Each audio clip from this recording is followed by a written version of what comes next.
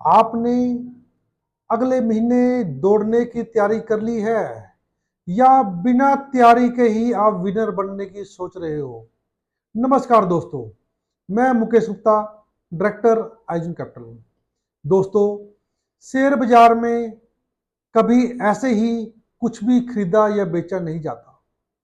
Share बाजार, stock market एक बहुत ही सिंसियर बिजनेस है, जिसके अंदर आपको हर महीने शुरू करने से पहले अपनी तैयारी अच्छे से कर लेनी चाहिए।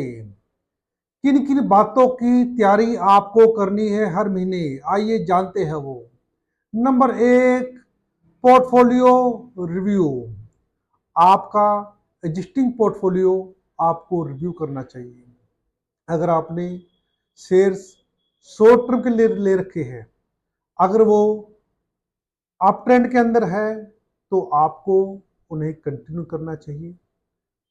अगर उनका ट्रेंड बिगड़ गया है तो आपको उनसे बाहर निकल जाना चाहिए। अगर आपने लॉन्ग टर्म के लिए फंडामेंटली स्ट्रॉन्ग शेयर्स लिए थे और उनके फंडामेंटल्स खराब हो गए हैं तो आपको उनसे बाहर निकल जाना चाहिए।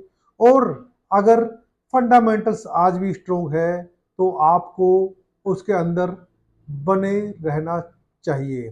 नंबर दो पॉइंट है अपकमिंग रिजल्ट्स एंड इवेंट्स। अगले महीने क्या क्या होने वाला है, जैसे क्वार्टर रिजल्ट्स आने वाले हैं, आरबीआई की पॉलिसी आने वाली है, यूएस फेड का कुछ अपडेट है, या किसी सेक्टर स्पेसिफिक कोई न्यूज आने वाली है, तो आपको उसका एक कैलेंडर बना लेना चाहिए। उसको ध्यान में रखते हुए जो है आपको काम करना चाहिए। नंबर तीन पॉइंट है वॉच लिस्ट अपडेट। आपको जो शेयर्स अच्छे लगते हैं उनकी एक वॉच लिस्ट बना लेनी चाहिए।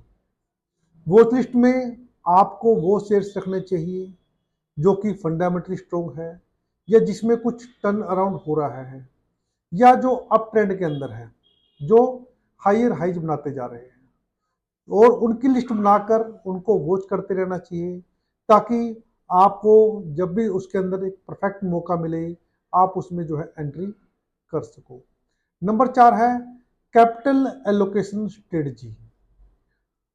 आपको डे वन डिसाइड होना चाहिए कि आपको अपने पोर्टफोलियो में 10 शेयर रखने हैं, 15 रखने हैं या 20 रखने हैं।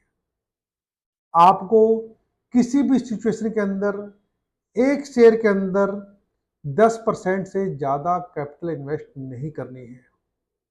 आपको पोर्टफोलियो में 10 से कम शेयर नहीं रखने चाहिए, ना ही 20 से ज़्यादा रखने चाहिए। और आपको क्लियर होना चाहिए कि आपको शेयर्स लॉन्ग टर्म के लिए रखने हैं या शॉर्ट टर्म के लिए रखने हैं। नंबर पाँच, माइंडसेट एंड रिस्क मैनेजमेंट।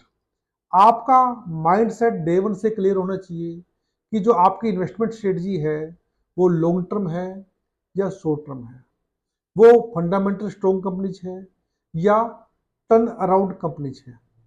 आपका stop loss, target, time frame ये पहले से क्लियर होना चाहिए। प्रॉफिट को सेलिब्रेट करो, ओवर कॉन्फिडेंस को नहीं। लॉसेज को एक्सेप्ट करो, पैनिक मत करो, और आगे सीखते चले जाओ। Number 6, multibagger hunting. आपको ऐसी कंपनियां आइडेंटिफाई करनी चाहिए जिसके अंदर सेल्स बढ़ रही है, ऑपरेटिंग प्रॉफिट्स बढ़ रहे हैं, जिनके अंदर बड़े ऑर्डर्स मिल रहे हैं, जो कंपनी एक्सपेंशन स्टेज के अंदर है, जो अपना कर्जा कम करती जा रही है, और जिनके स्टॉक्स हायर हाइज बनाते जा रहे हैं। तो इस तरह से आप ये सारी स्ट्रेटजी को यूज कीजिए, 6 के 6 पॉइंट्स को अपनी लाइफ में अप्लाई कीजिए, और एक अच्छा सा पोर्टफोलियो, अच्छी सी स्ट्रेटजी बनाकर आप उस पर काम कीजिए।